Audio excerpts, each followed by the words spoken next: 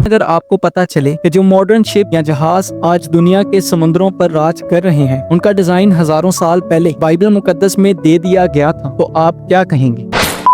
CSO में आपके सलामती हो। हम एक बार फिर एक नए टॉपिक के साथ आपके दरमियान हाजिर हुए हैं। जो टॉपिक है नूह की कश्ती और साइंस, जिसमें हम इस बात पर मुख्तसरन गौर करेंगे कि क्या मॉडर्न शिप और नूह की कश्ती में कोई मुताबिकत है या नहीं। तो इससे पहले कि हम आज की वीडियो की जानिब बढ़ें, हमारी आपसे दरखास्त है कि आप हमारे चैनल को क्रिश्चियन लाइफ को सब्सक्राइब कीजिए और इस वीडियो को लाइक कीजिए और अपने दोस्तों के साथ शेयर कीजिए, ताकि वो भी बाइबल की बात को साइंस की रोशनी में समझने वाले हो सके।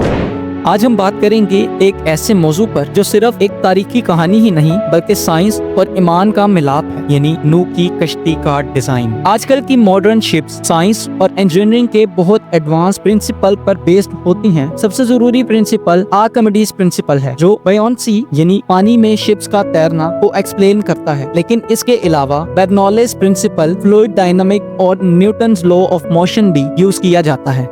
मॉडर्न शिप बनाने के लिए लाइट वेट और मजबूत मटेरियल यूज होते हैं, जैसे कि एलॉयज, फाइबर ग्लास और कार्बन फाइबर। इस वजह से आज के जहाज ज्यादा मजबूत और तेज और फ्यूल एफिशिएंट होते हैं। लेकिन क्या आप जानते हैं कि हजारों साल पहले एक कश्ती का डिजाइन दिया गया था, जो साइंस की नजर से आज भी बेस्टेबिलिटी मॉडल माना जाता है। बाइबल के मुताबिक पैदाइश 6 बाब और उसकी 14वीं और 15वीं आयत में खुदा ने नूह को कश्ती का एक खास डिजाइन दिया था, जिसकी लंबाई 300 क्यूबिट यानी 450 फीट, चौड़ाई 50 क्यूबिट यानी 75 फीट और ऊंचाई 30 क्यूबिट यानी 45 फीट है। ये 30:5:3 का रेशो बनता है, जो साइंस के मुताबिक बेस्ट स्टेबिलिटी रेशो है। 1609 में पोलैंड के शहर ऑन्स में पहली मॉडर्न शिप इसी रेशो पर 30:5:3 पर डिजाइन की गई। ये डिजाइन शिपिंग इंडस्ट्री का गेम चेंजर बना।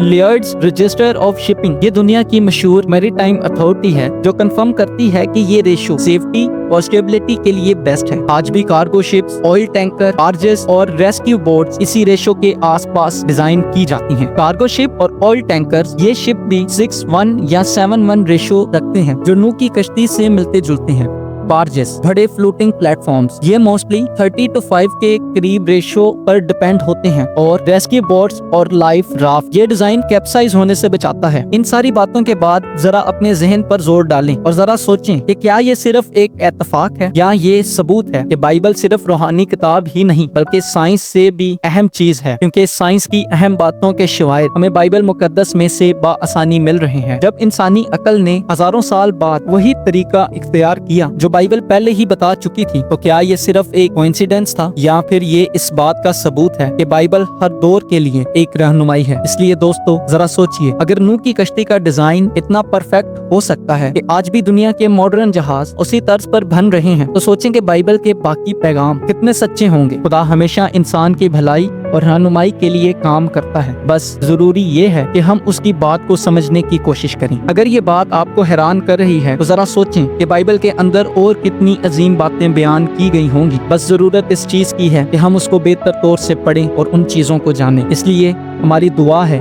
कि खुदा हमें समझने और ईमान को मजबूत करने की तौफीक अता करे। तो ये थी हमारी आज की मुख्तसरन बात, जो नूह की कश्ती और मॉडर्न शिप्स के बारे में थी। अगर आपको हमारा काम अच्छा लगे तो हमारे इस चैनल को सब्सक्राइब कीजिए, वीडियो को लाइक करें और अपने दोस्तों के साथ शेयर कीजिए, ताकि वो भी बाइबल की बात को साइंस की रोशनी में समझने वाले हो सके। हम मिलते हैं आपसे अगली वीडियो में, तब तक के लिए हमें इजाजत दीजिए। Thank you so much.